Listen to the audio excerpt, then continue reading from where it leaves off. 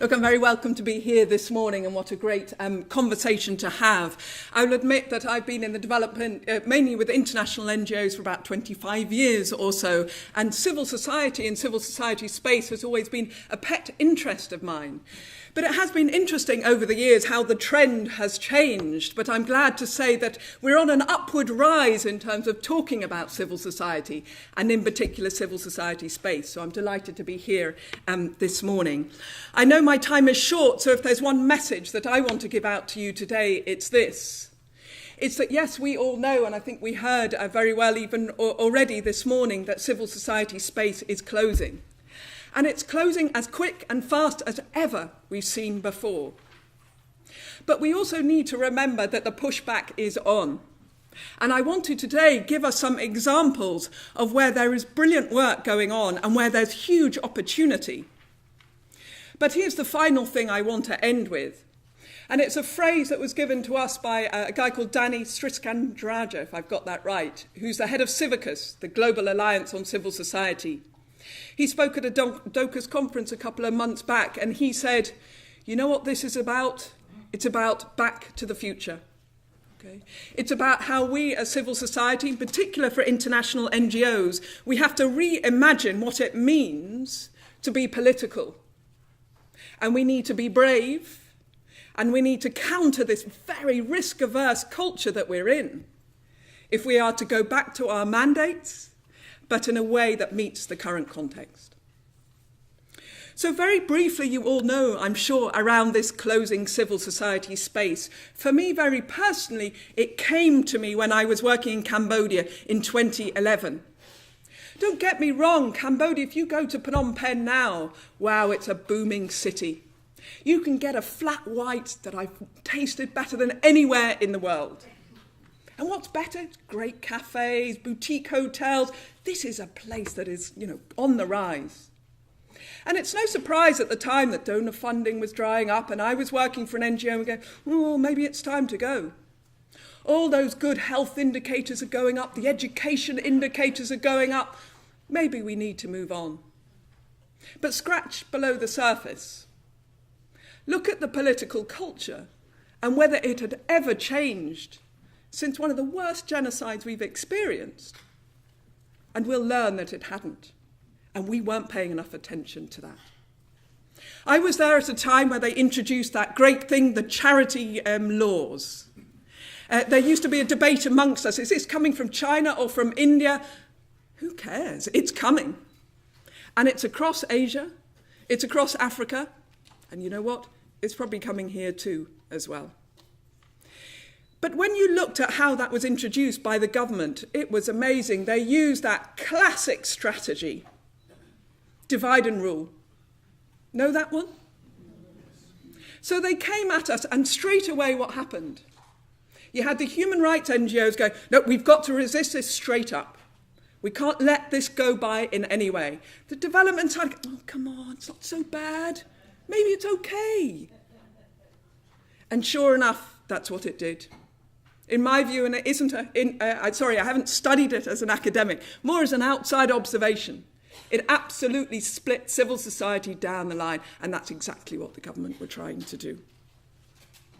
It was an interesting one at the time. The human rights guys were saying, okay, so they're coming out after us right now, human rights activists, and they were being killed. But they will then come after you. And so the environmental activists were being killed. And so the journalists were being killed.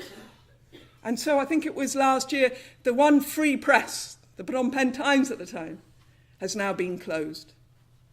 And the space in Cambodia is as bad as ever it was. And I have to say, for me, I was part of a movement that said, no, it is time to go. And I deeply regret that because we weren't paying attention to the political economy. So that's why, to me, civil society space is very kind of close to my heart. But let's go on a little bit more to where it's happening here in Ireland. And it's important to say that it's not the same as Cambodia. It's not a conscious decision. But things are happening here to close our own independent space. And a couple of things just to highlight. very publicly. Anyone that was involved in the referendum recently, you might have heard the public debate around amnesty and this great thing we have called the electoral law. I remember there was this wonderful phrase by the charity regulator. He said, for charities, it's okay to be politically active if it's part of your charitable purpose, but not if it's a political purpose. And then you're kind of like, which purpose is that again? It's blurry, isn't it? But more and more they're trying to interpret that in a very, very negative way. And I'm delighted to hear the Irish Council of Civil Liberties is getting a number of us together to say we need to actively campaign and push back around the electoral law.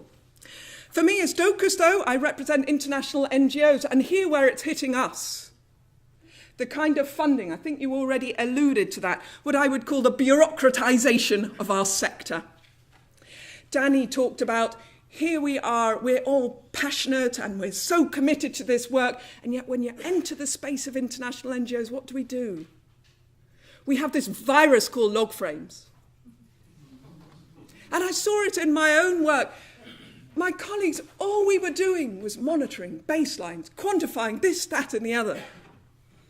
I laugh at myself. Back in 2010, I used to work in Palestine. The days of freedom when there was no such thing as a result framework. Fantastic. And I remember at the end of my stay, I was meeting with a Palestinian group who were in Jerusalem at the moment. It was this young guy who was basically getting his community together to stop the expansion of Israeli settlements.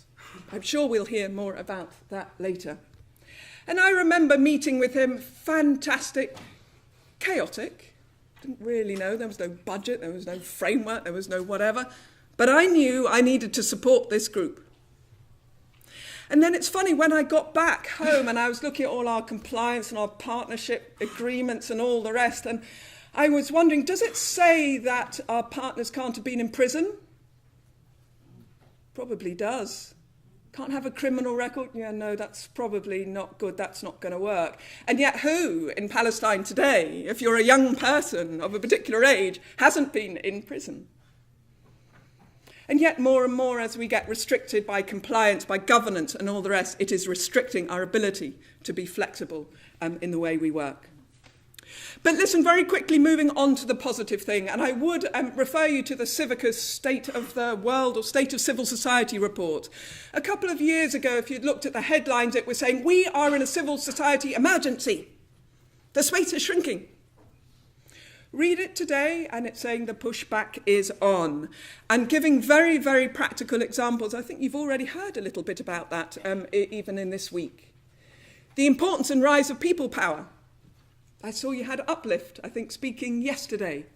Fantastic. It is these social movements. I remember hearing a couple of months ago from Mustafa Barghouti, who said in Palestine, for all the repression, people are standing up through simple protests around the olive trees, around the wall, and all that. This is active citizenship at its best. I love also the example from Spain. In Spain at the time when they had the change of government, they stopped the banning of groups, of freedom of association. You were no longer allowed to protest in front of the civic hall. So what did they do? And here's the important thing. International NGOs, local NGOs, trade unions, Citizens Action got together and they said, okay, if we can't physically protest, you know what we're going to do? We're going to film protests where they happen, and we're going to project a video of these protests against the city hall. So nobody was there, but there was a protest. That creativity was fantastic. And when I start drawing together the ingredients of this pushback, what do I see? I see a little bit of chaos. I see fluidity. I see a bravery, but a willingness to take risks. All those things that when I go back to our own community, international NGOs, we're being constrained by. We can't, at the drop of a hat, go and have a protest. Is it going to fit in that result framework? Can I justify it? Where's the evidence? Where's the impact? And this is our problem. So moving very quickly on to that phrase of back to the future. Here's the thing that Danny reminded us of. for most of us in international NGOs, our mandates were political mandates. For Trócaire, we started in response to what was going on in Latin America in 1973. For others, it was the Spanish Civil War, it was Biafra, it was, you name it. We had political mandates. But we lost our way, and we need to return to that. But we need to return to reimagine what being political is in this current context. And as I have 3 minutes, here are my 4 things. When I say the current context, we have to question our relationship with money and what that's doing for us in terms of being independent, being brave, and speaking out. We have to think about our relationship with technology. It has this huge power for us to go to scale across borders, but it also has a negative impact as well.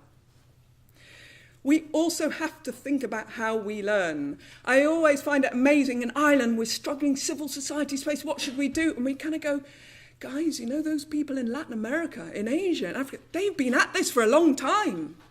Maybe we need to listen to them for a change and not reinvent the wheel in terms of how we are going to contest this space. And last but not least, particularly I would say to international NGOs and maybe to local NGOs, we need to think about our relationship with social movements.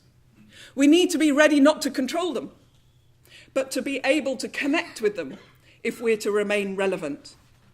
And I'll leave you then with an example from ActionAid, which I love. They're really thinking about this. How, as a big international NGO, can they work and push from behind with social movements? And one of the things they've come up with, well, if we want to campaign on women's rights and women's equality, you know what? We need to have women's rights campaigners in our organisation and give them the freedom to innovate, be creative, and challenge ourselves. So on that, I will leave you and look forward to the conversation later. Thank you.